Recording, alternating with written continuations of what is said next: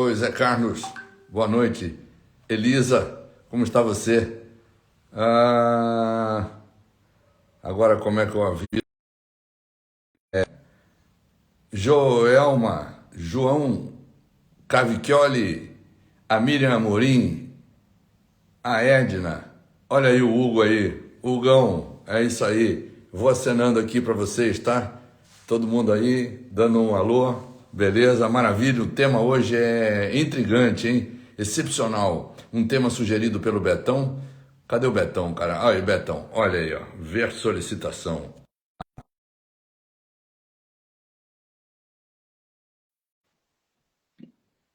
Vamos aguardar aí o Betão aceitar o convite. O psicólogo, o Cláudio, tá aí com a gente também. Oh, olha aí o Betão, cara. Olha aí. Deu certo. Como é que você tá, Betão? Tudo ótimo, tudo em paz. Maravilha?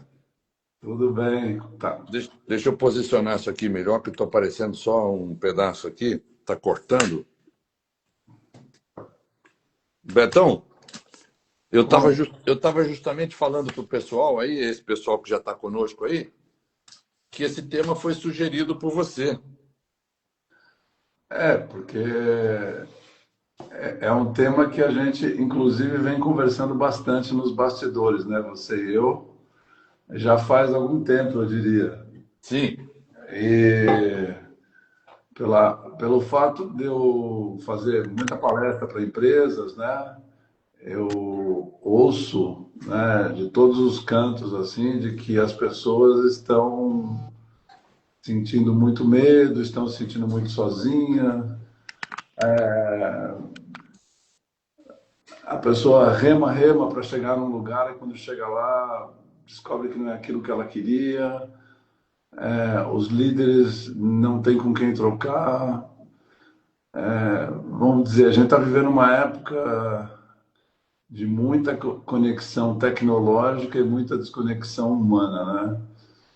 E é interessante esse evento, né? Porque quando a gente era mais novo, a gente só ouvia assim, né? Quando tiver mais tecnologia para a gente se comunicar, vai ser muito mais fácil. E a gente via no Jetson, nos desenhos, né? Uma pessoa falava com outra pela televisão, assim. E isso aconteceu e, obviamente, lógico, muitas coisas boas vieram, mas saber que o Brasil é o país número um do mundo em rede social e, ao mesmo tempo, o país número um do mundo em casos de depressão, né? O 70% do que se vende na farmácia é remédio para dormir, remédio para sorrir, remédio para emagrecer. Tudo que é natural, né, do ser humano precisa de um remédio.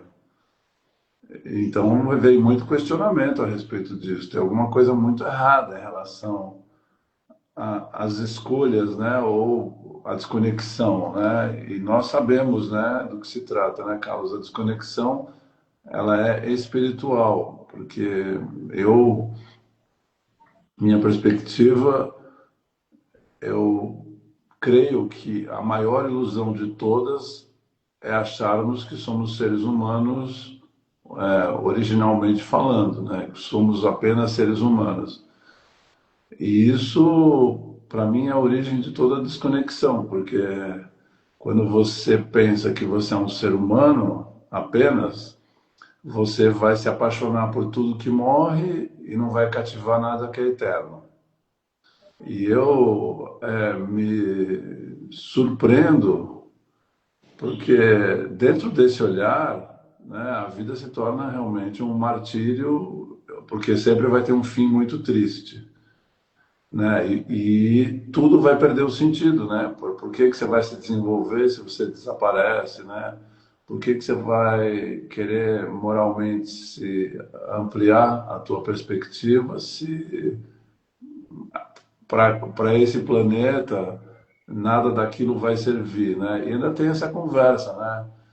Porque existe uma desesperança, né? As pessoas olham pela janela e veem um mundo como está e ela não tem estímulo nenhum para se desenvolver, né? Então, esses processos, eu creio que vão deixando as pessoas solitárias, ainda que elas estejam no meio de outras pessoas, vão deixando as pessoas tristes, né? Não precisa ser apenas depressão, pode ser tristeza, e desesperançosas, né? Eu acho que se existe uma força, vamos dizer, obscura, nos controlando, tudo que ela deseja é que as pessoas percam a esperança, né? Porque na hora que ela perde a esperança, ela entrega o controle para alguém, ou para algo, ou para algum sistema, né? E de fato não tem outra saída a não ser se deprimir e se sentir sozinho, né? É um fim triste, né? Bem, Betão, me lembro agora, você tocou nesse assunto, eu me lembro, quando quando começaram a aparecer os primeiros smartphones, né, e a coisa começou a ganhar esse rumo, eu era médico do Botafogo, né, trabalhava com futebol profissional, e o Altamiro Bottino, um grande amigo meu, se tornou um grande amigo meu, era o fisiologista do clube, e ele lá atrás, né, em 2002, nós estamos falando aí de 23 anos atrás, quando começou essa coisa da internet, né? Ele falou, a internet ela vai aproximar quem está longe e vai afastar quem está perto. E como um visionário, né? Já estava antevendo isso que está acontecendo agora, né? Que essa falta de conexão, na verdade, não precisa existir, porque a gente pode aproveitar a tecnologia para nos unir, como estamos nos unindo agora, né? Estamos aqui agora, eu, você, mais 40 pessoas. Isso é uma união, nós estamos nos conectando. E também do ponto de vista espiritual. Porque nossa distância, né? A distância entre nós é uma distância ilusória, não existe, tudo está interconectado. Interconectado de forma unificada, é um único grande espírito, né? Como os índios norte-americanos chamavam o grande espírito, né? Só existe esse grande espírito, ele é tudo e comporta tudo, sabe tudo, pode tudo, está em tudo. Só existe isso, isso é conectado, isso é conexão. E nós podemos usar a tecnologia a nosso favor, mas desde que nós tenhamos a habilidade, eu acredito nisso, né? Mas eu queria entrar nesse assunto, Betão, mas antes eu gostaria de falar aqui um pouco sobre você, sabe? Rapidamente sobre a tua trajetória, porque assim, eu hoje fiz um story pela manhã e eu falei que você era o maior velejador do mundo, de todos os tempos, O né? mais alto. O mais alto também, tá? Mas não é a isso que eu me refiro. Eu me refiro à sua trajetória como velejador, tá? Eu não conheço, tá? Não conheço profundamente a navegação mundial, mas eu não conheço nenhum outro navegador que tenha cruzado oceanos num barco aberto como você. Bom, é que existem vários tipos de vela. Inclusive, aí no Rio de Janeiro terminou ontem o Campeonato Sul-Americano na classe Star, que é uma classe clássica, né, que o Robert Scheid velejou, e veleja, o Torben Grael, o Lars. Somos medalhistas nessa classe, na Olimpíada, mundiais. Então, esses caras são de outro planeta, são super velejadores, né? Mas eu já competi, eu já tive, vamos dizer, dentro dessa escola e abri mão para fazer as viagens que muitas pessoas sabem, né? Viajei, fiz praticamente a volta ao mundo em vários trechos, assim, num barco sem cabine e um barco aberto. Eu sou fã desses meus amigos, eles são meus fãs, mas são velas diferentes, né? Tem gente que viaja, tem gente que faz regata oceânica, tem gente que compete em lugares abrigados ou volta ao mundo, mas eu escolhi uma coisa meio única, né? Que quase ninguém faz, praticamente ninguém, que é viajar num barco aberto sem cabine. Isso implica na verdade, o Amir Klink ele brinca, né? Ele fala que a gente subiu o Everest de sandália havaiana quando a gente foi para a Antártica. É muito diferente. O barco não tem dentro, o barco é aberto, então o risco é muito maior. Então a preparação tem que ser muito mais delicada, a logística o planejamento tem que ser quase que perfeito, porque é a nossa vida que está em jogo, né? Então, depois de 8 viagens, né? Tem aqui os livros aqui atrás. O nono livro vai sair agora em abril. É de fato impressionante que essas viagens todas tenham dado certo. Porém, assim, eu sempre me interessei, Veiga, pelo mar de dentro, né? O mar de fora, ele é vasto, ele é uma força muito maior que a nossa, mas a gente pode tentar, vamos dizer assim, conhecê-lo. Mas eu não conheci ainda ninguém que conhece o seu mar interior na totalidade, né? E eu creio que esse é um bom começo de conversa, porque a pergunta que eu me faço sempre, né, é quando eu encontro pessoas que estão assim, que têm uma vida muito materialista, que são muito racionais, assim, eu me pergunto, né, nossa, como podem existir tantas pessoas tão diferentes que não se interessam por nada, né, em olhar, não é olhar aqui para dentro, é olhar é buscar, se questionar, né, no mínimo, né, de que pode existir algo muito maior, né?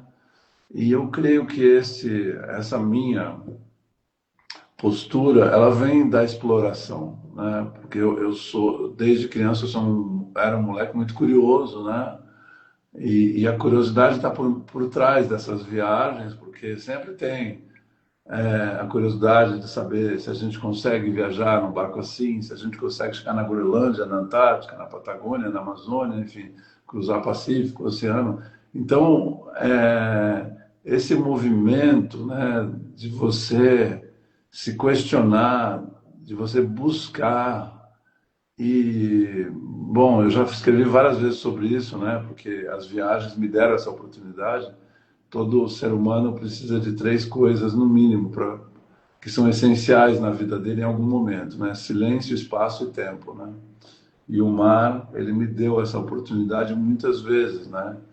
E o silêncio, ele é fundamental porque muitas vezes pode ter algo, alguém ou o teu próprio ser sussurrando algo precioso e você não está ouvindo porque a sua mente é muito barulhenta. Espaço, porque espaço é um convite à criação, né? Se você tem um espaço vazio, você pode criar o que você quiser, né? E é o que nós temos dentro de nós, né? Muito espaço, né? Para sermos criativos. E a gente observa diversos seres humanos que criam coisas fantásticas, como, Incrível. como vemos outros que criam conflitos. E aí você entende que existem escolhas, né? Tempo é fundamental, né? Talvez o bem mais precioso depois do oxigênio, né? É o tempo, né? Porque nós temos aqui uma experiência que está limitada dentro de um período, né? Que a gente classifica como tempo, né? Que, segundo a física quântica, é uma ilusão. Mas, enfim, nós temos dentro desse corpo físico, dessa experiência humana, a questão do tempo. Uma hora a gente vai embora daqui. Tá bom, mas qual que é o sentido de viver, de ganhar esse tempo, né? Eu não posso imaginar, assim, dentro da minha perspectiva, de que existe loteria, que existe sorte, que existe o acaso, né? Então, se você veio para cá, para esse planeta, e você tem a possibilidade de viver aqui o tempo que for, 10 anos, 20 anos, 50 anos, 100 anos, né? O que você vai fazer com você diante desse tempo? Veja bem o que eu falei, o que você vai fazer com você, né? Diante desse tempo.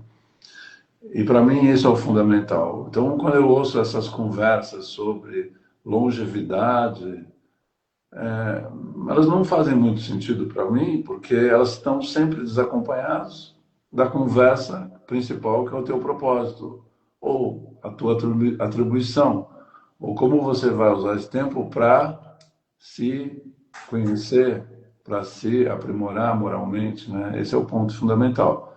Então, eu como sou um bom viajante, Veiga, a minha mala está pronta. Eu não sei se eu vou embora amanhã, daqui a 20 anos, ou 10, ou 5, não é para mim isso um ponto fundamental. Obviamente que eu estou falando com você aqui, eu não espero que eu vá embora amanhã e nem imagino isso, mas ninguém nunca imagina, né, na hora que vai embora. Mas viver a vida desconectado dessa ideia de que o tempo que foi dado a você, né, ou você tenha também estabelecido esse tempo, né, a tua alma, isso, isso claramente traz uma responsabilidade, né, de você se comprometer em construir algo nesse lugar, acender uma luzinha, trazer um pouco de consciência, aprender com você, criar consciência, deixar alguma coisa aqui. O que pode ser mais importante que isso? Agora, se você tem consciência disso, é impossível você se sentir só. É impossível você se sentir deprimido. Porque se você olha o mundo externo, que é um mundo de muita mudança, né, e muita velocidade, você pode falar que é caótico, mas dentro do caos existe uma ordem, né? Existe um porquê. Esse ambiente, certamente, é o ambiente mais estimulante que a sua alma encontrou no universo para estar, né? Se tivesse outro lugar para ela se expandir mais, ela estaria. Mas, se a gente parte do princípio que a gente chegou aqui por uma escolha, o que a gente olha em volta da gente, que é motivo de crítica, de ódio, de tristeza, de depressão, na verdade é o estímulo mais perfeito que a sua alma escolheu. Então, se eu fosse trazer para o mar, eu te convido para atravessar o Oceano Índico. Quando eu atravessei, vou falar, Veiga, o Oceano Índico, dos três oceanos, é o mais difícil, é o mais desafiador. É um oceano que certamente a gente vai pegar a tempestade, vai ser desconfortável, nós vamos passar uns 2, 3 meses aí no barco sem cabine, lidando com a natureza, com elementos muito mais fortes que nós. Você topa?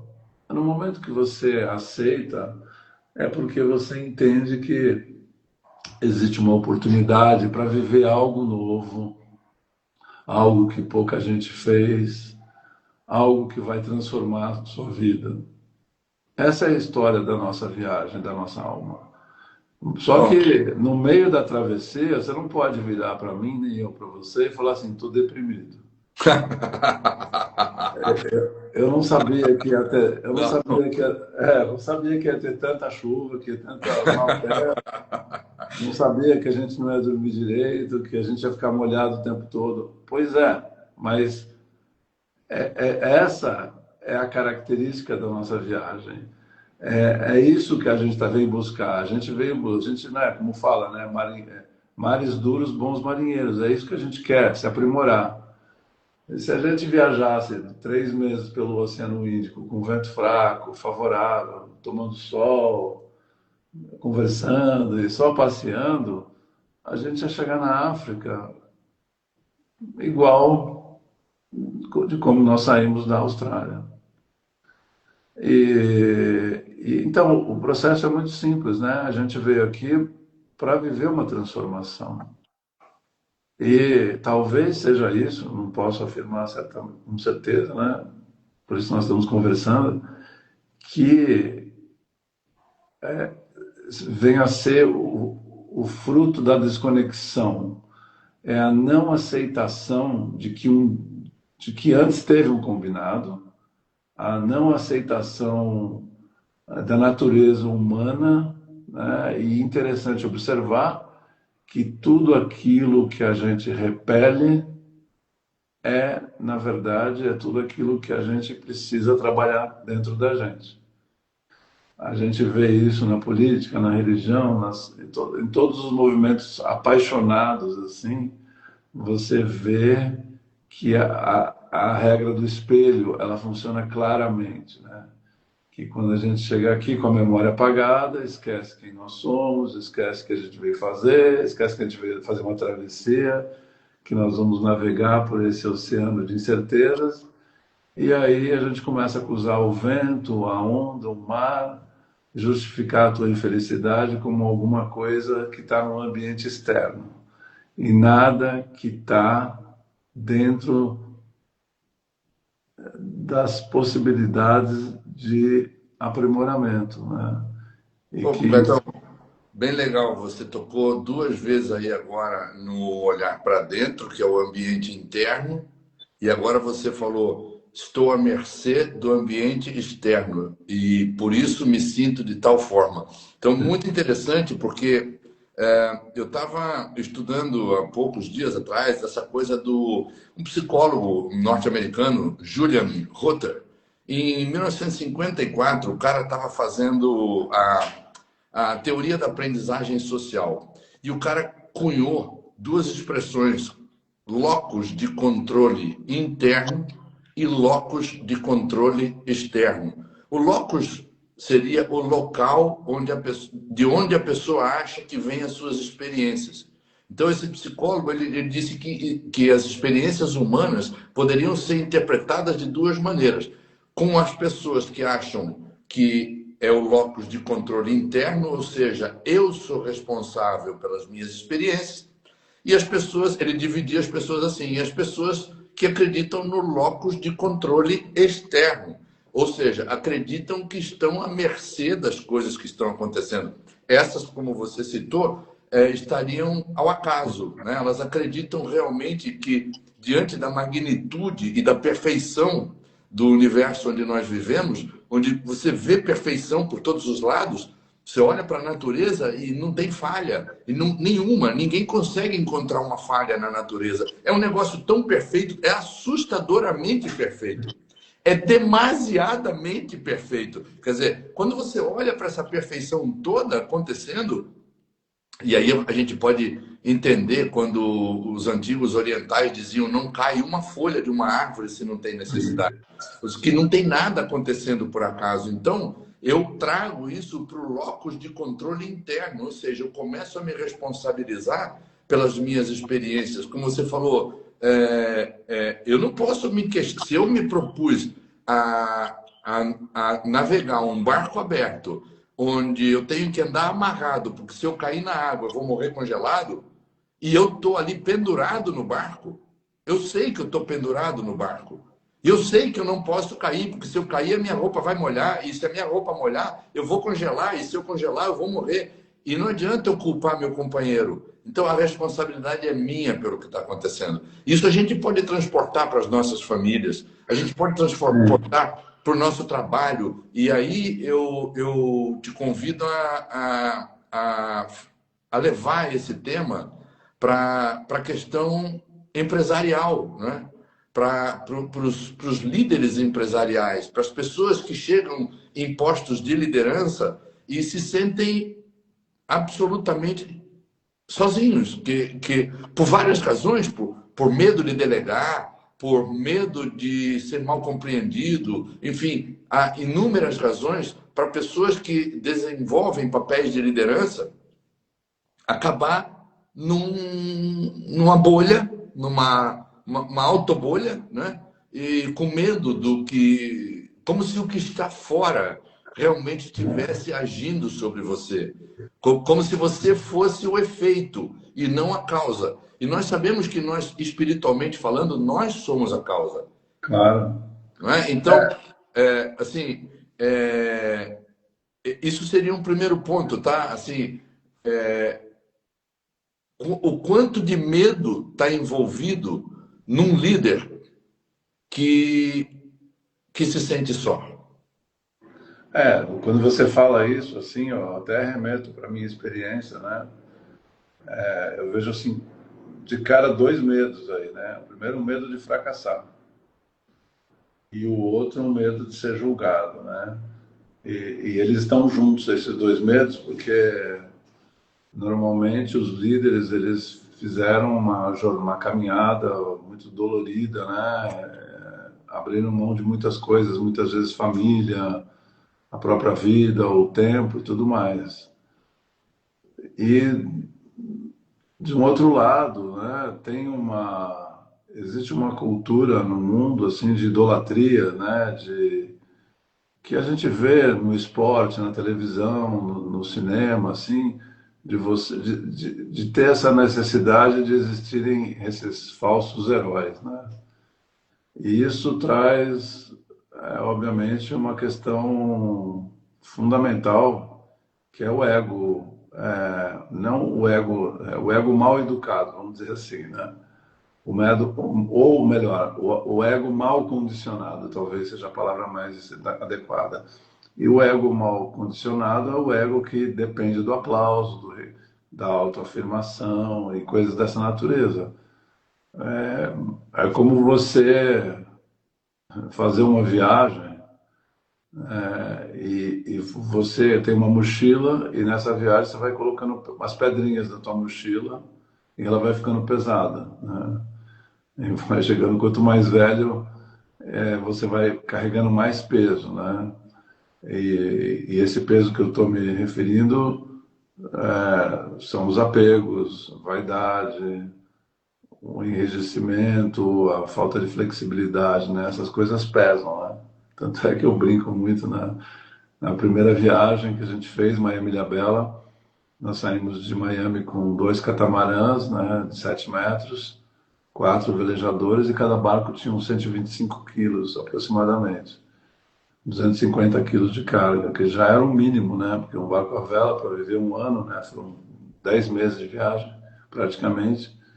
E nós conseguimos, ao longo desses 10 meses, tirar 110 quilos dos 2 barcos. E esse foi um exercício de desapego, mas também um exercício de inteligência, né? De saber o que você precisa e o que você não precisa, o que é necessário para você viver e o que não é. E nessa viagem eu entendi a diferença de desejo e necessidade, né? Você precisa, qual que são as suas necessidades básicas para viver? É muito simples, todo mundo sabe. Mas aonde você coloca os teus desejos, né? E os teus desejos é uma coisa que está muito ligado a uma programação que você criou, né? Pode ser coisas que te envaidecem, coisas que você quer acumular na sua vida, e essas coisas vão pesando. Só que você vai criando uma estrutura até financeira para aguentar tudo isso, né? Para justificar como é que você vai ter casa aqui, carro lá, ter milhões de coisas. E aí, quando você cria essa estrutura, você se torna dependente do sistema, porque o sistema ele é árduo, né? Ele é difícil. E imagina a posição do líder, né? Que teoricamente alcançou uma prosperidade financeira, se colocou numa posição de destaque, onde ele é observado, visto, onde ele se sente vigiado, onde ele tem a pressão de performar todos os anos, né? Cada ano melhor, aliás, cada ano melhor que o outro, né? Porque hoje em dia é isso que se pede. A gente vê no mercado financeiro, inclusive, todo mundo fala que o mercado financeiro é um moedor de carne, porque primeiro que se trata de um tipo de trabalho extremamente árido, né?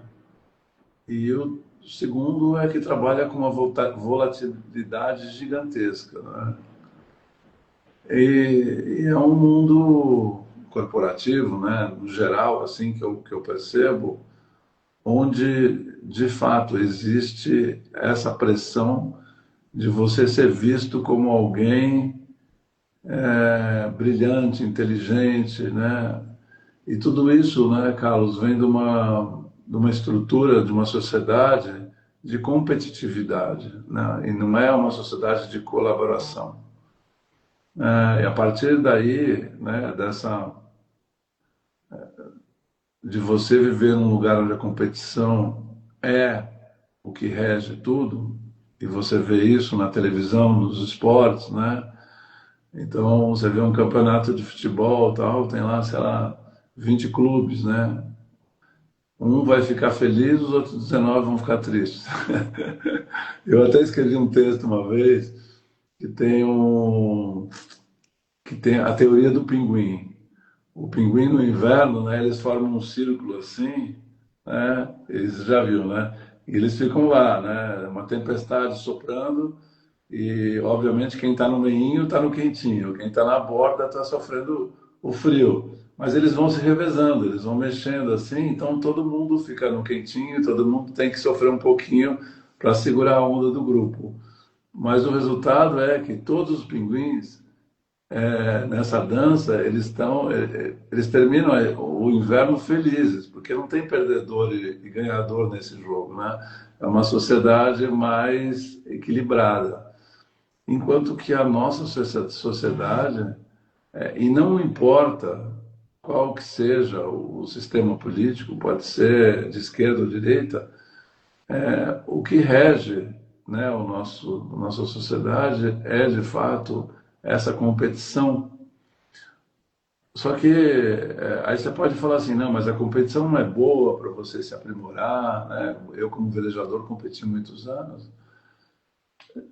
Sim, mas desde que você não entenda que você tem que derrotar alguém, né? Desde que você não entenda que você precisa ganhar de alguém, né? Mas isso já é um conceito muito avançado para a nossa sociedade, né? Porque ninguém pensa isso, né? Ninguém pensa. E as pessoas podem fazer crítica para o capitalismo, crítica para o comunismo, para o socialismo, mas a gente sempre percebe que em qualquer lugar sempre vai ter um grupo pequeno, né? De pessoas que se beneficiam.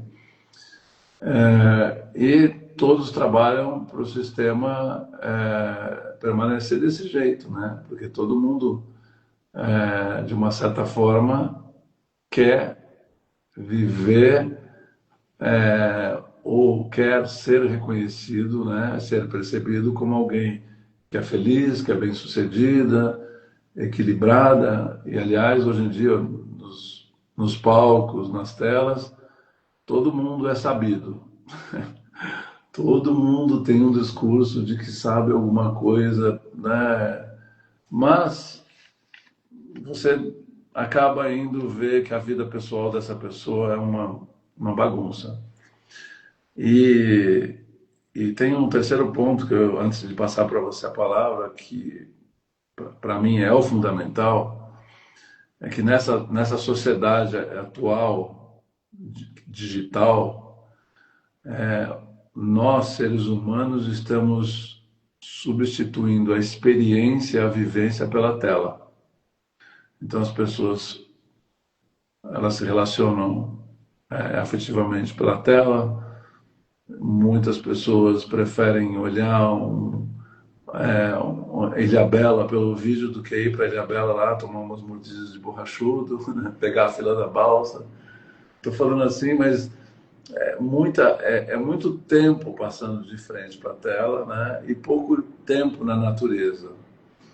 Essa desconexão, ela é fundamental para criar esse buraco que está acontecendo aqui, que a gente está percebendo, né?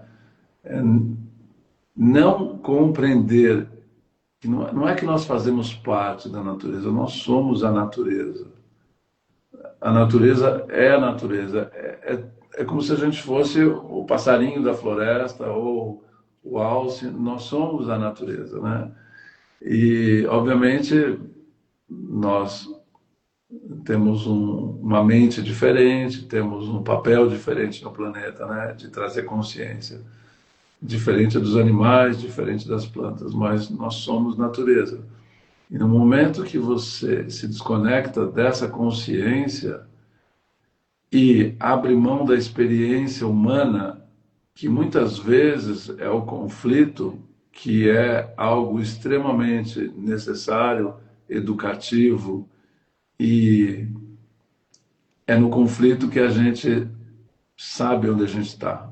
que a gente se conhece. Como eu sempre falo, a tempestade, ela revela quem eu sou, ela revela o meu aprendizado, me revela se eu estou preparado ou não, ela revela os meus medos, as minhas dificuldades. Sem a tempestade, eu jamais vou poder saber quem eu sou, aonde está a minha força. Não é dentro da minha casa, protegido. Aliás, essa ideia de proteção, eu me surpreendo com essa necessidade que as pessoas têm de acharem que elas precisam se proteger de algo que está fora, sendo que nós sabemos muito bem que o maior inimigo é a nossa própria mente com a sua programação negativa. Não é isso, Veiga? Claro. Assim, nada pode te ferir mais do que os seus próprios pensamentos. Pois é.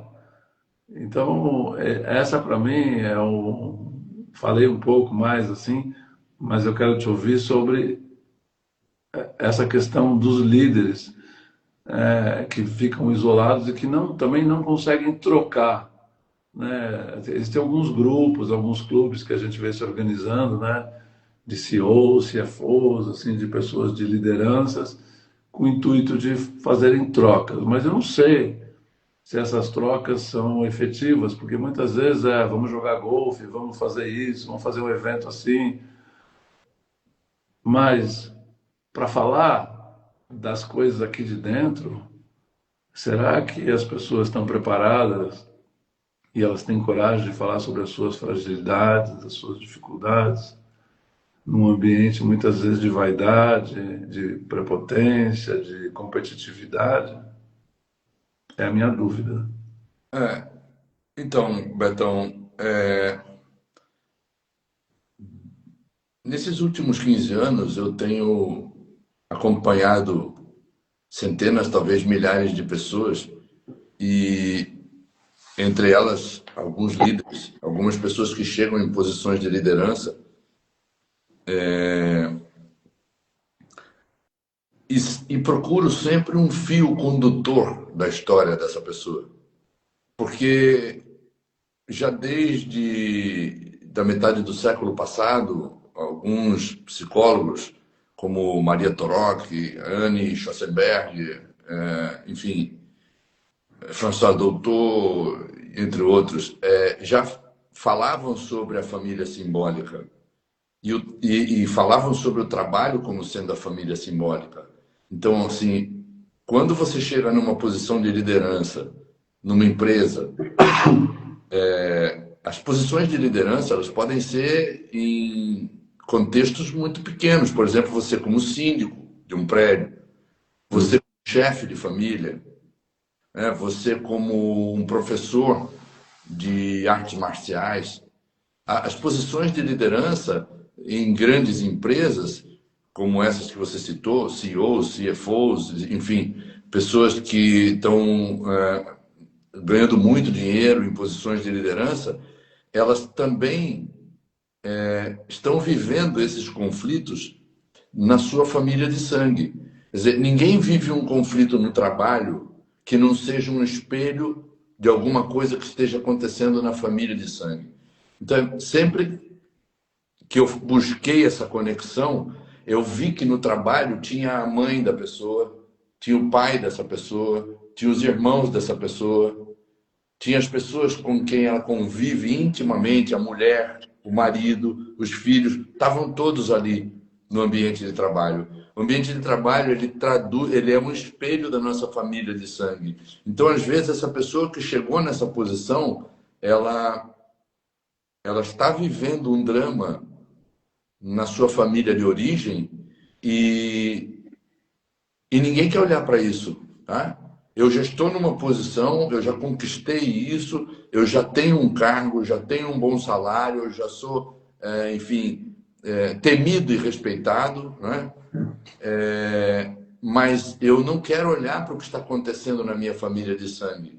E ali tem um reflexo dessa solidão, porque essa pessoa, se ela chegou nessa posição isolada, é porque ela foi criando muros em volta dela dentro da sua família de sangue.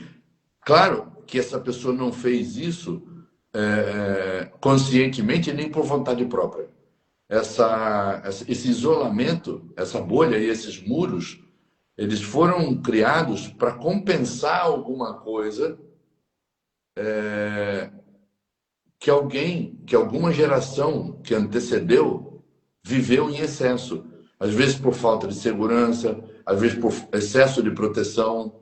Enfim, essa dança entre abandono e superproteção que acontece nas nossas famílias, né? Hoje se sabe que a superproteção ela chega a ser mais perigosa e danosa do que até o abandono. Porque quando você abandona uma pessoa, a maioria das vezes essa pessoa se torna forte.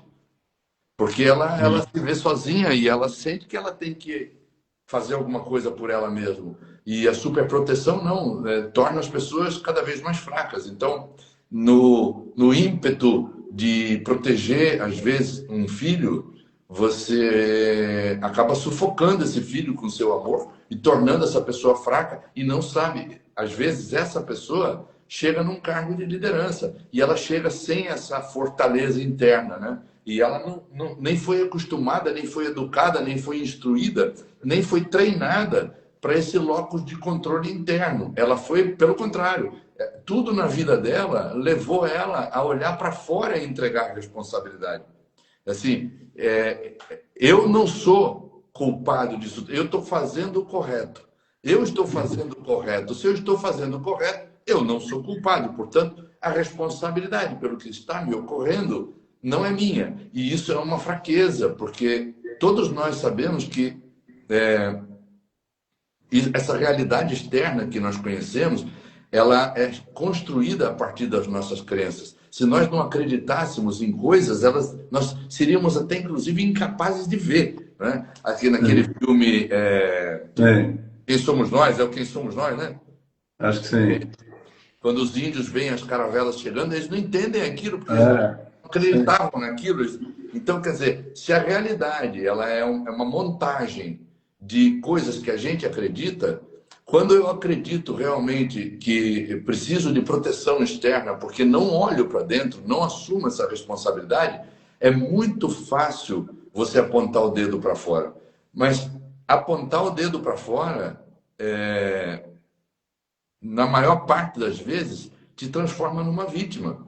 E como vítima, mesmo que você esteja numa posição de liderança, como vítima, em algum momento, essa crença que você tem, ela vai te derrubar.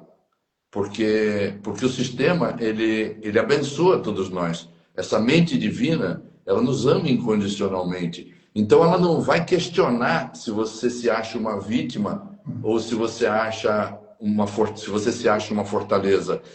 Essa realidade, essa mente divina, ela vai entregar aquilo que você acredita. E se você acredita realmente que você precisa de botar a culpa em alguém, é isso que você vai viver.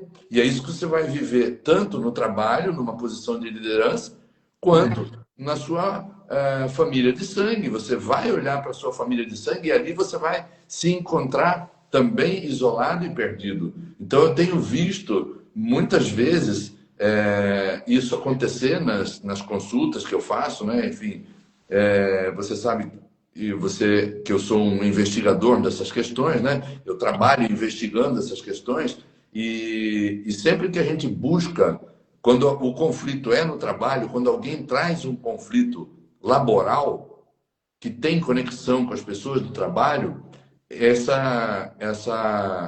espelho está acontecendo na família de sangue. Só que é muito mais fácil você apontar o dedo para alguém que você pode virar as costas e demitir, por exemplo. Né? Se eu sou um líder, se eu sou um CEO, eu resolvo isso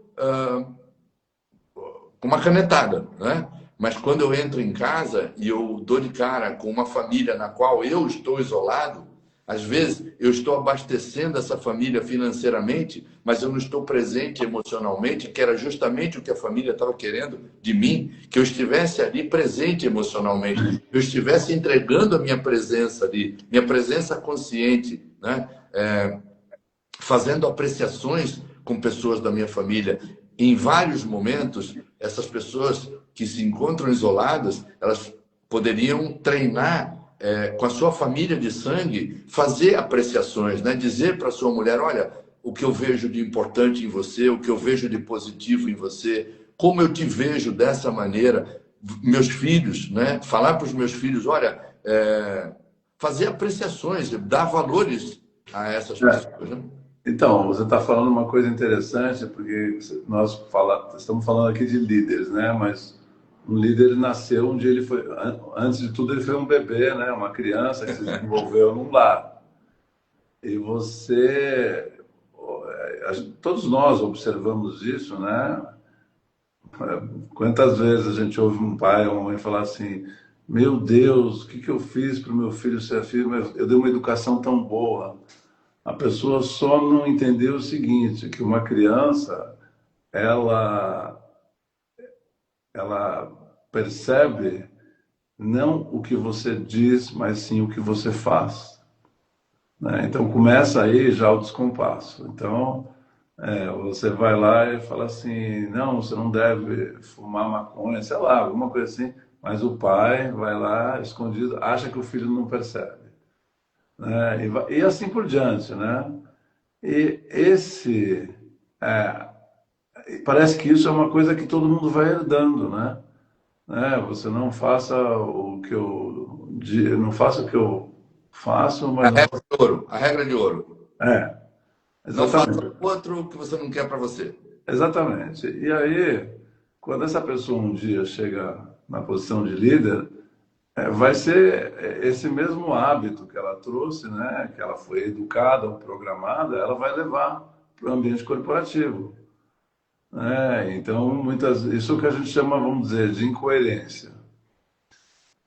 E muitas vezes isso aí vira hipocrisia, né? Porque você julga o mundo daquilo que você é, né? E é justamente assim. E eu acho que isso se agravou com essa geração, vamos dizer, a nossa geração de pais foi essa geração super protetora. Eu vejo isso claramente dos meus amigos que têm filhos. Eu não tive filhos, mas eu vejo assim. E quem são esses jovens ou até adultos que foram educados com essa superproteção? São pessoas que não têm uma capacidade de resiliência muito grande, são pessoas que têm muita dificuldade de confiar e são pessoas que têm uma desconexão com os pais, porque esses pais superprotetores se esqueceram de uma coisa, né? Que para você gerar confiança numa certa idade da criança, ela tem que aprender sobre disciplina e sobre limites. E que isso para ela é compreendido como cuidar, né? Então existe uma diferença entre cuidar e proteger. Então, vou trazer para o mar, né? O Igor e eu, o Duncan e eu, no barco, quando a gente está, o Igor e eu no Pacífico, no Atlântico, no Ártico, um cuida do outro. E o que é cuidar? Não é diferente de um protege o outro. Não tenho como proteger o Igor. Como que eu vou proteger o Igor? Eu posso cuidar dele, eu estou vendo que ele está cansado, ele não precisa fazer o turno dele, eu vou fazer o turno dele porque ele está exausto. E essa atitude é uma atitude que cria confiança e cumplicidade, que é uma parceria, porque ele retribui isso para mim, né? Quando chega o dia que eu não estou bem, ele faz a mesma coisa. Essa dinâmica do protetor, que é diferente do que cuida, não existe a contrapartida. Aquele que é acostumado a ser protegido, ele se torna um mini egoísta, né? Uma pessoa muito autocentrada, que acha que o mundo gira em torno de todas as necessidades, as mazelas dele, as vontades, vamos falar as vontades dele, né? E você vai criando uma pessoa muito autocentrada, que não está acostumada a colaborar com o entorno, né? Sendo uma pessoa generosa, cuidando de outra pessoa, né?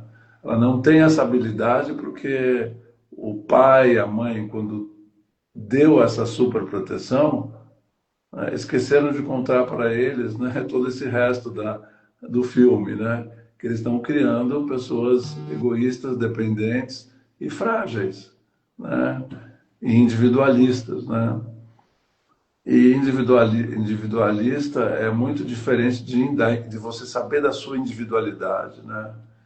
E de fato, como você colocou, né, as pessoas que têm essa formação, né, e que um dia vão ser líderes, como é que eles vão liderar uma equipe a partir da falta do entendimento de que você tem que ter uma equipe que tem cooperação, lealdade,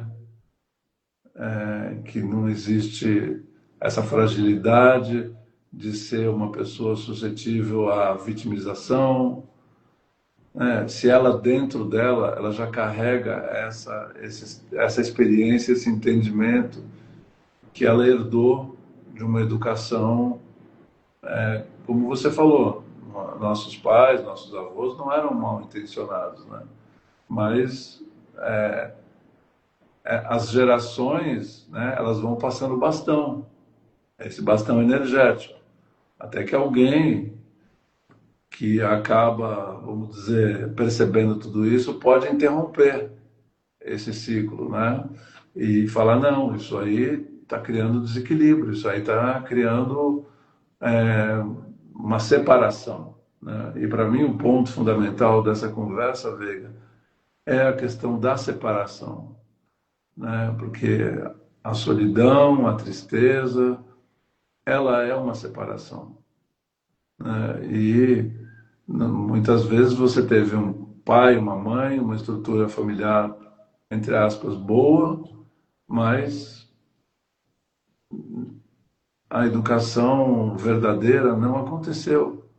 Não teve a conexão daqui, né? Só teve essa ideia, né, de que você falando alguma coisa que você não é e que você não é capaz de ser, você vai convencer o teu filho a ser diferente do que você é. Não, inclusive esse filho escolheu essa família justamente para ter essa experiência desse padrão, para ter a oportunidade de quebrar, né? Porque provavelmente é um aspecto da consciência dele que está completamente adequada. Você, como médico, deve saber que muitas vezes, em grupos familiares, as doenças são muito parecidas, né? São semelhantes, né? E isso é porque as famílias também trazem padrões emocionais, padrões de consciência, e você não vai nascer numa família muito evoluída se você não é muito evoluído, porque o que você vai fazer lá? Você não vai ter a experiência que você precisa, né? Então, a experiência que você precisa, ela está adequada dentro da frequência vibracional de consciência daquele grupo. E, como você falou, a pessoa um dia vai sair da casa, da família e vai para o mercado de trabalho e ela vai expressar o que nesse lugar? A mesma coisa que ela expressava dentro de casa. Eu vejo, às vezes, pais, pessoas que dizem assim, não, mas eu e o meu marido, ou eu e a minha mulher, nós nunca brigávamos na frente das crianças, eles não ouviam nada disso. Uhum. Você tentar esconder alguma coisa de uma criança, as crianças, né, elas não estão ligadas no que estão ouvindo, elas Não, estão ligadas numa vibração, elas sentem o clima dentro de casa. Você não consegue esconder nada de uma criança. As crianças, nós fomos crianças que percebemos tudo dos nossos pais. Se os nossos pais estavam traindo um ao outro, nós percebemos isso, ainda que não tenha sido dito uma única palavra sobre isso. Essa vibração nos inundou, porque isso aí é uma frequência que está acontecendo. Então, essas coisas todas são sementes que vão sendo plantadas, sementes de medo que vão sendo plantadas dentro de nós, e nós, em algum momento, ocupamos posições de líder. né? Não importa se você é o líder da tua família, se você é um líder da tua turma de bairro, se você é o líder do teu time de basquete, se você é o líder, se você é o capitão do time de futebol, se você é o líder, um líder político, se você é um líder social, se você é um líder empresarial. Nós, em algum momento da nossa vida, nós vamos ocupar uma posição de líder. E essa posição é muito importante que encontrar essa neutralidade de você poder, às vezes, confiar em alguém, delegar alguma coisa, ainda que essa experiência seja negativa, ela vai trazer um crescimento, né? Sim, Assim, a regra de ouro, ela resolveria todos os problemas em 5 minutos, né? O que concordo. acontece é que nossos pais nos ensinaram a regra de ouro, né?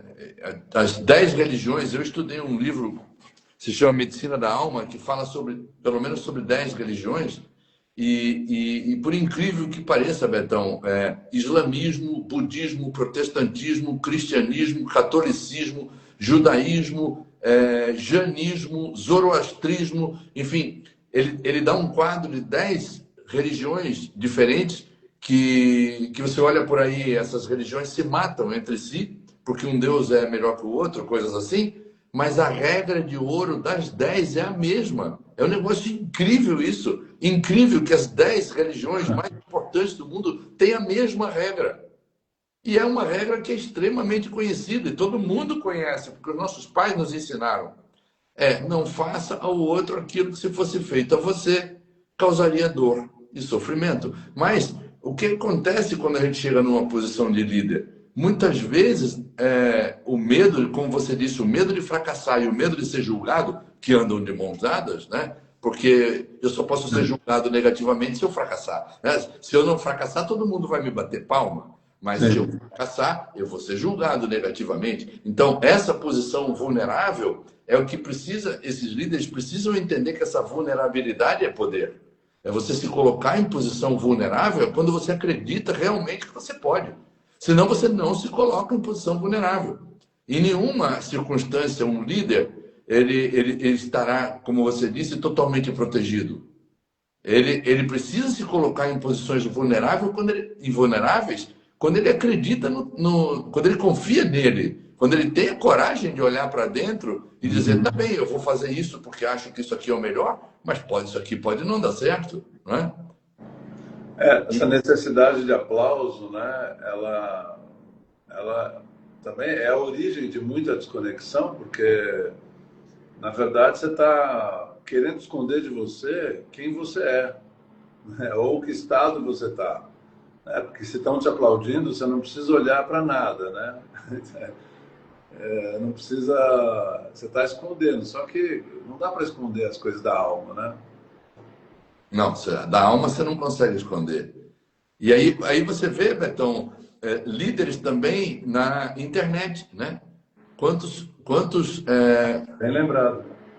influenciadores, né? Que se chamam influenciadores, que estão ali e transmitindo alguma coisa de, entre aspas, de sabedoria na opinião dessas pessoas, estão influenciando outras pessoas. E muitas vezes nós vemos esses influenciadores com vidas estraçalhadas, né? Estão ali contando para as outras pessoas como é que elas devem ser e, e dentro de casa extremamente deprimidos, Sim, de ajuda. precisando de ajuda e precisando de tratamento químico, não é? Porque sem um tratamento químico essas pessoas não levantariam nem da cama. E elas estão ali na internet com milhares ou milhões de seguidores dizendo para essas pessoas como é que elas devem se comportar. Então, imagina que confusão, né? Porque tem muita gente, Betão, buscando isso fora. Buscando alguém, me dê um caminho, né? Sim, exatamente. As posições de liderança, elas são importantes porque elas muitas vezes revelam o caminho que alguém que está perdido vai tomar. E aquela história de Jesus, né, que dizia cegos guiando cegos, né? E isso só consegue repercutir nos lugares onde existe baixa autoestima, né? Então você vê aí esses fenômenos de comunicação falando nada com nada e sendo aplaudidos, né? E isso vem de uma cultura assim vamos falar sinceramente, os programas de auditório, né? Da família brasileira, que isso vem desde os anos 50, 60, né? Dos anos 60, vai. E quando veio a televisão, né, isso aí se tornou popular no Brasil, as telenovelas e os programas que a gente falava que tem os macacos de auditório, né? Não estou falando mal, só estou mostrando que isso é um termômetro para dizer que no Brasil, que é um país que tem uma educação muito aquém, né, do que nós poderíamos ter, o que faz sucesso? Começa que 90% do tráfego da internet é sexo. 90%. A gente vê nas redes sociais, né? As redes sociais são um depositório de vaidade, de ego.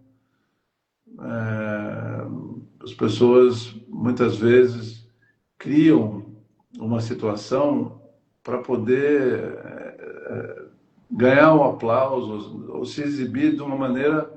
Exibir não é no sentido negativo, é se mostrar, na verdade, o que ela não é.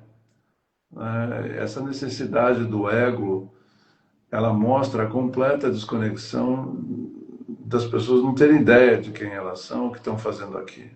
Como você falou, o líder, ele não é apenas o líder de uma empresa, ele pode ser o líder de uma comunidade, ele pode ser o líder de um pai de família, uma mãe de família,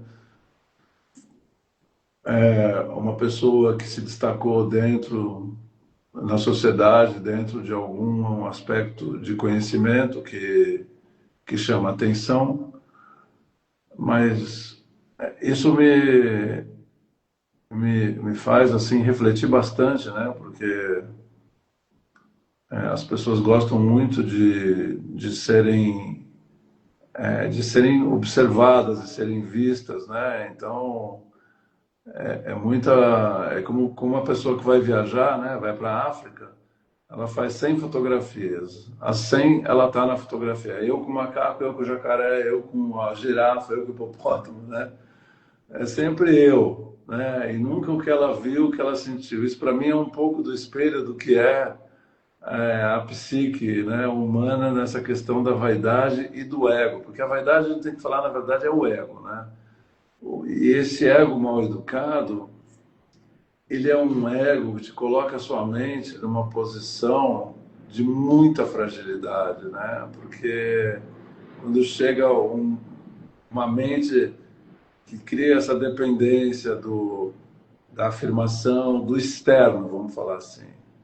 Essa mente que cria a dependência do externo, que é isso que acontece, e que foi a maneira como você começou, né? O locus externo e o locus interno, é exatamente isso. Quando ela coloca toda a dependência nesse locus externo, como você falou, eu gostei dessa expressão, ela delega o poder dela, porque ela cria uma dependência do que vai acontecer com o mundo. Só que o mundo agora está colapsando, porque a gente está numa fase de transição e as pessoas estão colapsando, porque toda a estrutura emocional dela depende do que vai acontecer lá fora, e não da estrutura interna dela de compreender quem ela é. Então, vou voltar para o barco.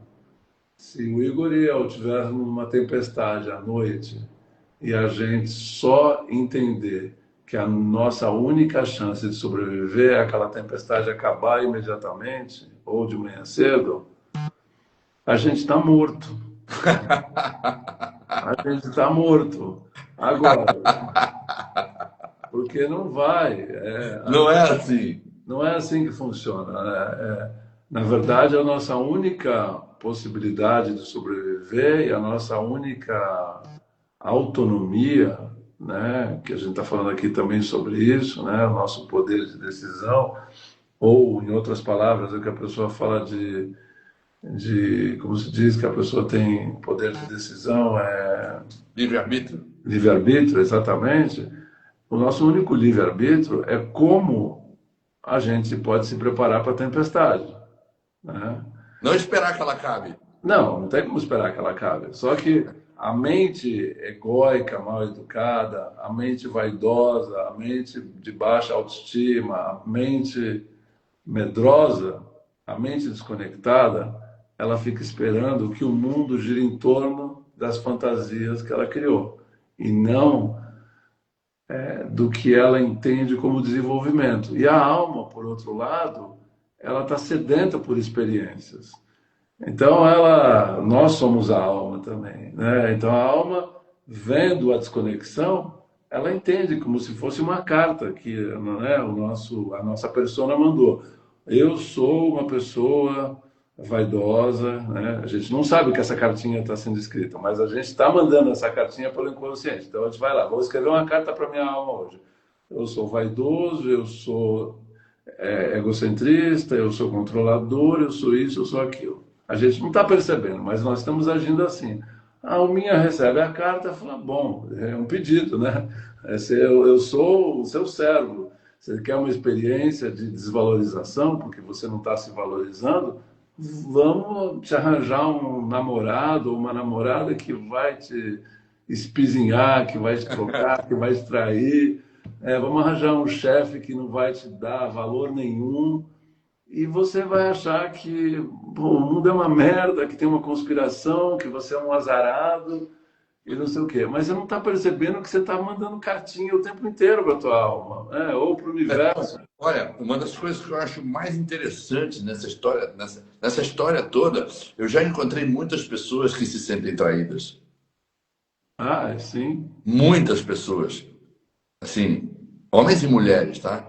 E uma coisa que eu percebi desde o começo é que as pessoas que passam por episódios de traição, elas estão traindo a si mesmo há muito tempo. Elas estão totalmente desconectadas de si mesmo. Sim, porque a traição espiritualmente não é trair uma outra pessoa, é se trair. Se trair, não, são pessoas que se desconectaram de si mesmo. Sim. E estão ignorando a si mesmo. E aí elas encontram, como você está dizendo, essa mente divina, ela diz, tá, eu te amo, você tá desconectado de si mesmo, você está traindo a você mesmo, vou te dar uma experiência vai aparecer alguém na sua vida que vai te passar para trás, vai te trair, ou seja com sexo, ou seja com dinheiro, ou seja, sei lá, vai te passar para trás, vai te trair, vai trair tua confiança, né? Porque para que você entenda que você se desconectou de você. É muito simples, né? Entre aspas, essa traição é uma experiência para você. Essa história é assim, a vida não está acontecendo conosco. A vida está acontecendo para nós. Então, se essas pessoas que eu acompanhei, que passaram por episódios de traição, você investigando a vida da pessoa, você percebia nitidamente como é que ela tinha abandonado ela. Assim, em que momento você abandonou você? Vamos encontrar o momento em que você abandonou você para resgatar esse momento e você poder seguir em frente. Para que você não crie mais essa experiência de traição, porque se você não se conectar com você mesmo, e aí entra muito dessa questão de você ser um ser transcendente, né? De você entender, como Jesus dizia, a vida é eterna, a vida não acaba. O corpo vai para o cemitério, mas você não nasceu. O que você é um espírito, e o espírito não nasceu. E se ele não nasceu, ele não pode morrer. Então você precisa se reconectar com a sua fonte espiritual, e entender, né? Toda essa vaidade egóica, ela é fruto dessa infidelidade sua com a sua verdadeira essência. Você está sendo infiel com a sua verdadeira essência. E aí você vai bater de frente com um cara que vai te trair, com uma mulher que vai te trair, ou vai te enganar com dinheiro, vai te enganar com sei lá o quê, porque você realmente você deixou de olhar para aquilo que verdadeiramente importa na sua vida, sua essência, não é? aquilo que não vai morrer, aquilo que não nasceu, aquilo que você verdadeiramente é. Então, no final, como a gente se desconecta de tudo isso, fica buscando felicidade onde ela não está, você acaba tendo essas experiências. Muitas pessoas com essas experiências de traição. Fulano me traiu, fulana me traiu, fui traída 2 vezes, 3 vezes.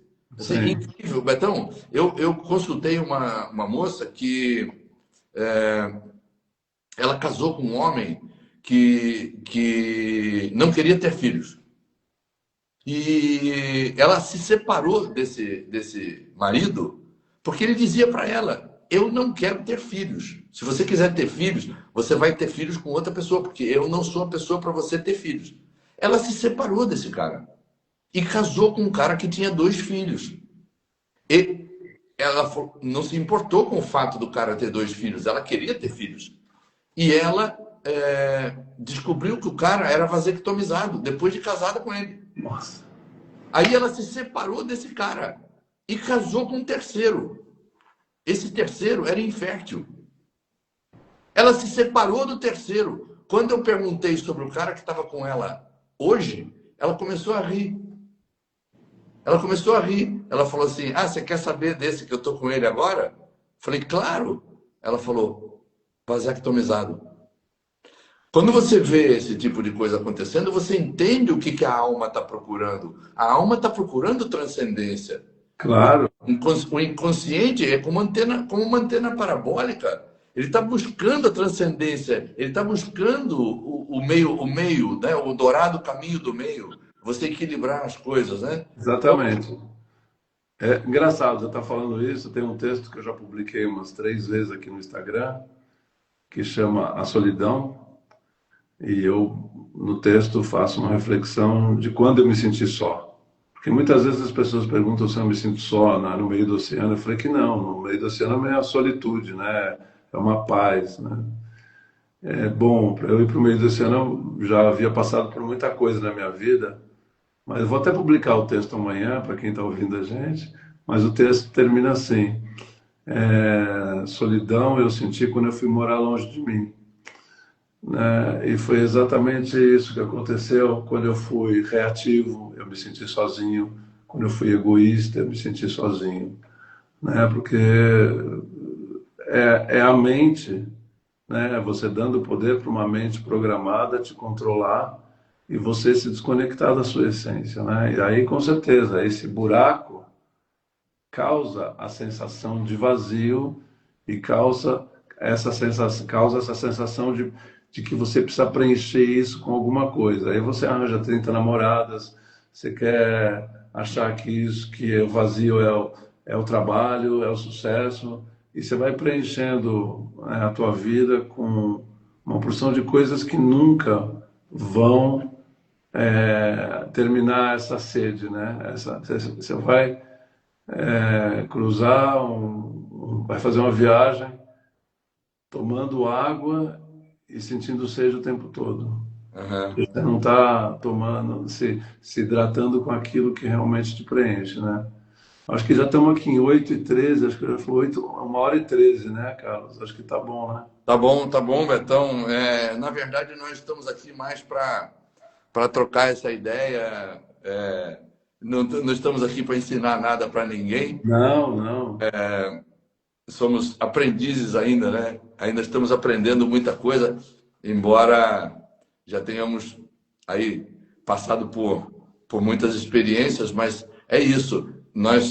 Se eu pudesse recomendar aqui alguma coisa nessa live, se eu pudesse deixar uma mensagem nessa live, depois eu quero também pedir a você, né, para que deixe aí a sua mensagem final.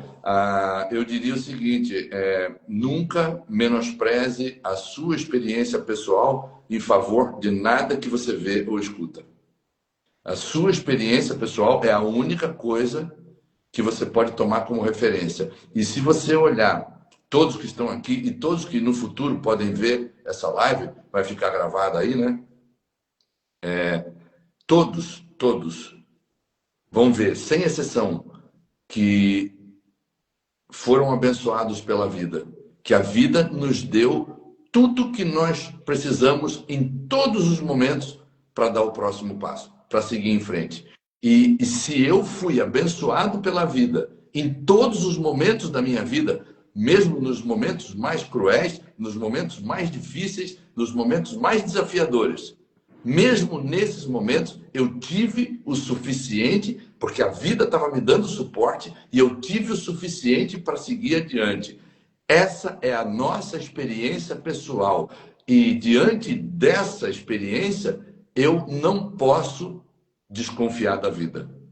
Não desconfie daquilo que está te dando suporte. Não desconfie da tua própria experiência pessoal. É a sua experiência. Você não está ouvindo isso de ninguém. Você está olhando para a sua própria experiência. Não negue isso. Porque o medo surge da desconfiança no futuro.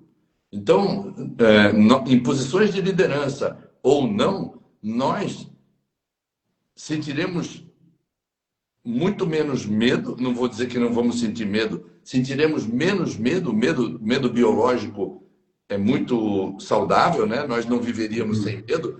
Eu falo do medo psicológico, né? Do medo do que vem pela frente, o medo inventado, né? O medo biológico me previne, me sustenta, o medo biológico me protege. O medo dos animais, esse é um medo que você não pode abrir mão. Mas o medo psicológico, o medo daquilo que você inventou, o medo daquilo que vai acontecer, que pode, na maior parte das vezes, não acontece, 90% das vezes, esse medo não vai acontecer, esse medo não vai te favorecer. E esse medo é originário dessa negação da tua própria experiência de vida. Porque se você olhar para trás, todos aqui, todos que porventura venham ver essa live, que estão aqui hoje, se olharem para trás, vão ver que tinham suporte para dar o próximo passo em todos os momentos da vida. Então, se foi assim até aqui, ora, confie nisso, por favor. Hã? Eu nem teria o que falar, porque tudo que você falou, eu concordo 100%. Sempre que eu uso esse meu espaço aqui no Instagram para dividir as coisas que eu sinto, muitas vezes eu ando por esse caminho que você acabou de... E talvez seja essa nossa mútua compreensão, seja o porquê que a gente gosta tanto um do outro e se identifica, não é, Veiga? Mas uma coisa que eu estou aprendendo, assim, da minha vida, quando você vai para esses lugares, né? Eu tenho feito muita palestra, eu tenho falado bastante, né? Primeiro, né? Sempre estar atento para que você seja o primeiro ouvinte daquilo que você faz, do que você fala. A segunda ponto é que muitas vezes, né, eu percebo que algumas pessoas se aproximam de mim, me veem como uma pessoa assim ponderada, que gosta de falar de uma forma amorosa, né, e vem se aconselhar, vem se abrir e tal. Curiosamente, Veiga, a vida é tão interessante, né? Porque eu consigo me conectar com a pessoa e falar algo que eu posso contribuir. E de repente eu percebo que eu estou falando para mim, né? Que aquela pessoa se aproximou não por acaso, né? Então eu vejo assim, que como a gente falou aqui, né? Não tem nenhum sabichão, não tem nenhum dono da verdade. Não acreditamos, eu sei que você também não acredita em guru. Não acredito em hierarquia nesse sentido, né, de que alguém possa dizer algo para você, te colocando num nível abaixo, né? Isso para mim é uma completa ilusão. Todas as vezes que eu vejo alguma conversa, algum palco, algum grande, sei lá, filósofo, pensador, falando com vaidade, eu já me desconecto na hora, porque eu só entendo que possa existir verdade quando aquele que fala e está ajudando a curar, percebe que está sendo curado. Porque nós trabalhamos todos na mesma frequência. E para você falar algo para alguém na mesma frequência dela, é porque você pode ter algumas questões um pouco diferentes. Mas, basicamente, você também está precisando se curar. E quando a gente fala nesse nível de entendimento, a gente está se despindo do ego, da vaidade, e estamos conseguindo se conectar com o coração do outro. Porque no momento que a gente fala com o outro com a vaidade, a gente sai daqui, da mente, e vai para a mente do outro. E aí isso é controle, é programação, não é a verdade. Isso está desconectado da experiência, inclusive, que você acabou de citar. Então, quando você ouve alguém que está abrindo o seu coração para você a partir de uma dor, de uma experiência, e você compartilha o seu entendimento também a partir da tua dor, da tua experiência ou do teu esclarecimento, você vai perceber que existe um encontro, né? Naquele momento existe um porquê de um estar revelando para o outro, né? São os dois dando a mão para se buscar um esclarecimento mútuo. E nesse sentido, a gente entende que todos somos um e que a divisão é uma ilusão, embora seja a característica desse planeta, né? A escola da terceira dimensão, num planeta como o nosso, da polaridade, a gente veio experimentar justamente a divisão para nós entendermos no final, quando a gente graduar, de que nós nunca estivemos separados, né? Então é isso que eu quero deixar como mensagem. Muito legal, Betão. Que satisfação, meu velho. É, O mesmo. uma excelente semana a todos nós, uma excelente semana de reflexões em termos dessa nossa unidade, né? Exatamente. E agradecer a todos que tem 71 pessoas aqui nos assistindo, né? É bastante, porque vai rodando, isso aqui vai ficar gravado aí no perfil. Aí você pode colocar no teu stories, e marca, eu compartilho. Mas eu também tenho como mandar isso para você publicar no seu, Então pode mandar. tá? E aí quem não viu vai poder ver e espero que todos tenham uma excelente noite, uma semana abençoada e preservem o seu bem mais precioso, é a paz. Muito obrigado, Veiga. Eu que te agradeço, Betão, satisfação enorme falar contigo. Sempre muito bom. Vou dormir mais leve. Obrigado. Um abraço.